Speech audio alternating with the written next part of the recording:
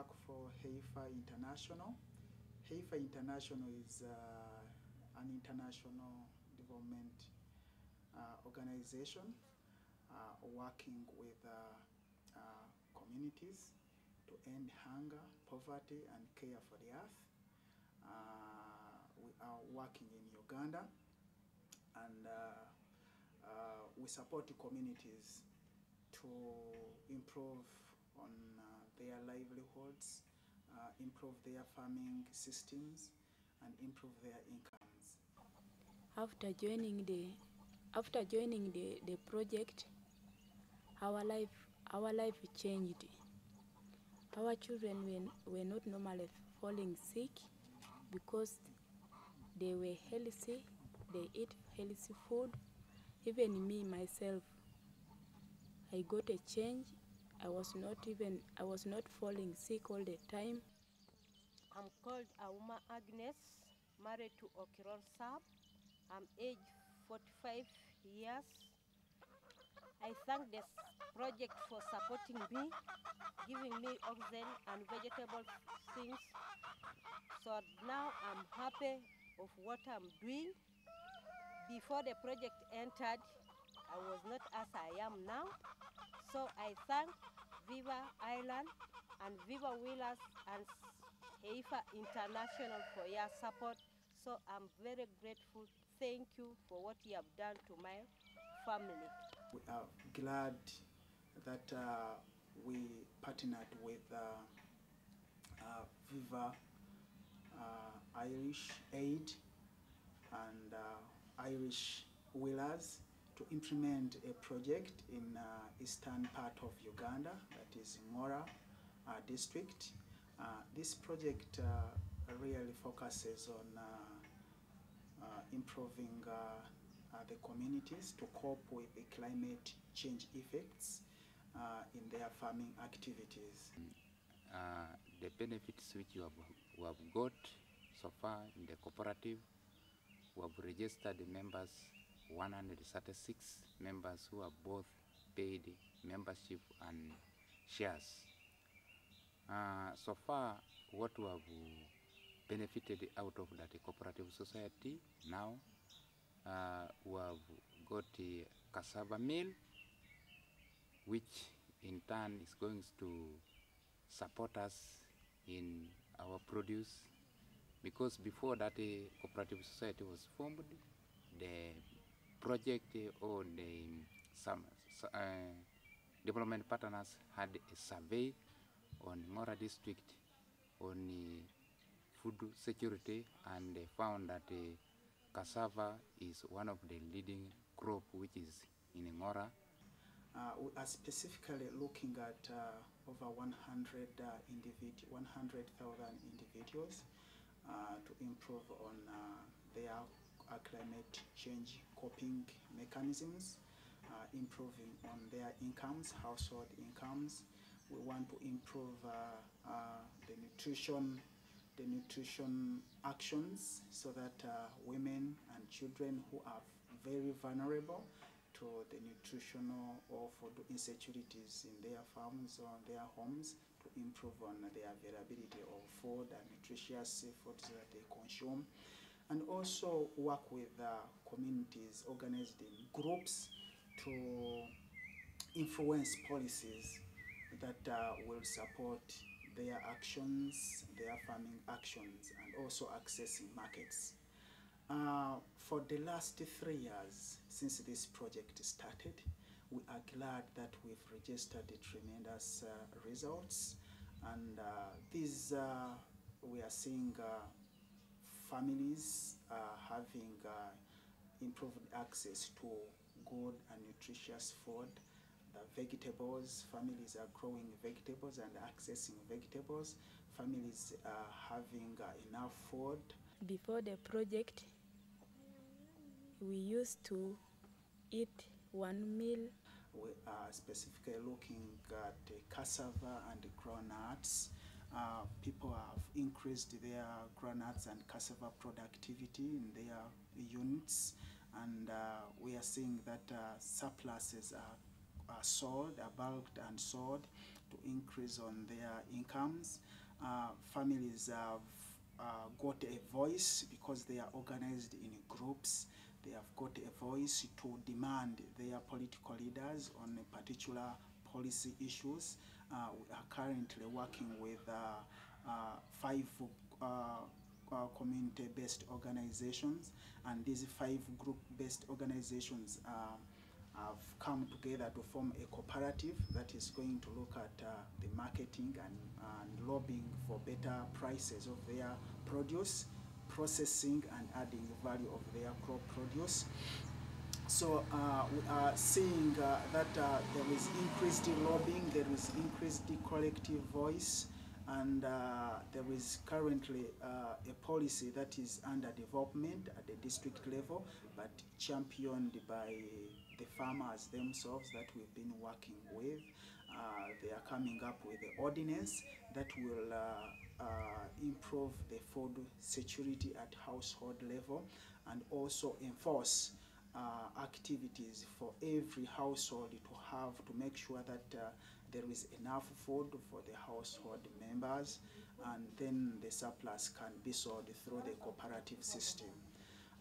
We are glad that all this has been achieved through the support that we get from our partners that have been committed for such a long time.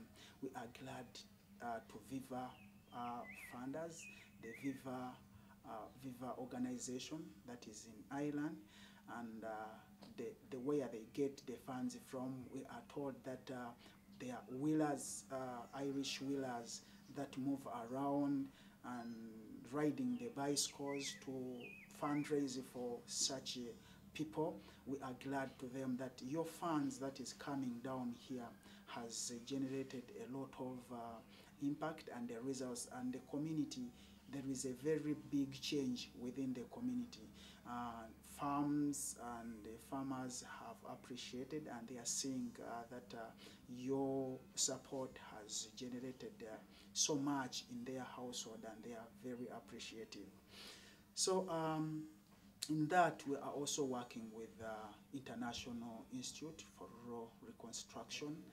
This institute is very skilled and specialized in identifying the climate change risks that impact on farmers' activities.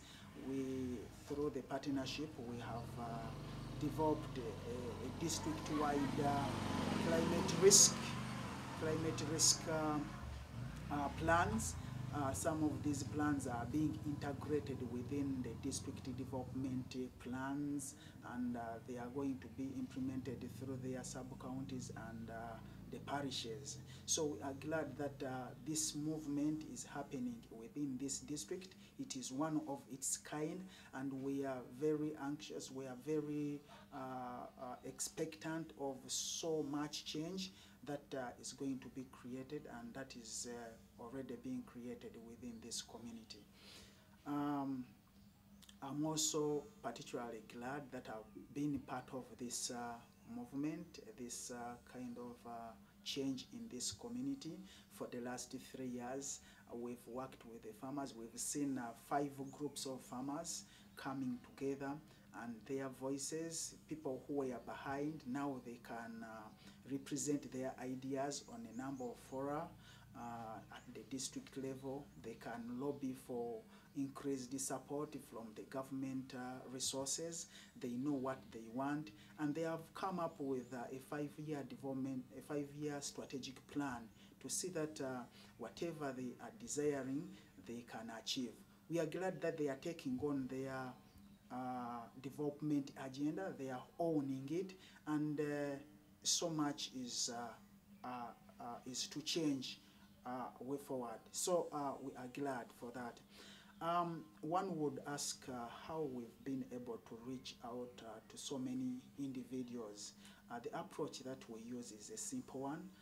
We use the farmers themselves. It's a participatory community approaches that we use. Where farmers themselves are trained, and then the farmers train others. We have a system that involves about the community resource persons that continue to train others. So through that approach, many more households are trained by the fellow farmers. We also have another approach whereby resources are passed on from one individual to another. For example, when we give livestock for animal traction, actually this is also one element that we are using to support farmers to open land in a timely manner so that their crops are grown to catch up with the rains. So we have what we call the animal traction. So these animals that we give out to the farmers to open up the land and grow their crops are passed on after 1 year. A farmer who benefits is required to pass on another animal to a neighboring family so that that family can also continue to cultivate. So through that approach, we've seen a multiplier effect. Many households have come on board and resources have multiplied within the community, and we are seeing a multiplier effect. Through this, we are depositing a lot of skills within the community, and the cooperative is also taking up the mantle to continue with the activities. We are glad and thank you very much for the opportunity. Viva people, Irish-Aid, our colleagues, our partners, International Institute for Rural Reconstruction. We are glad that we've been together in this movement. One among the 4 objectives of this project is the increasing of household incomes. Our children were not normally falling sick because they were healthy, they eat healthy food. Even me, myself, I got a change. I was not falling sick all the time. Of course, I do change the diet. Even the husband, he turned to me. He was not beating me again. Along the cassava and groundnuts value chain. And as one of the actions that we took for this project was to group the farmers, come up with a cooperative. The cooperative would be doing the market access, processing, and helping the farmers to benefit from the better prices. Farmers in Ngora, by nature of the district position, is located in the eastern Uganda, but it has an access to the Western Kenya market.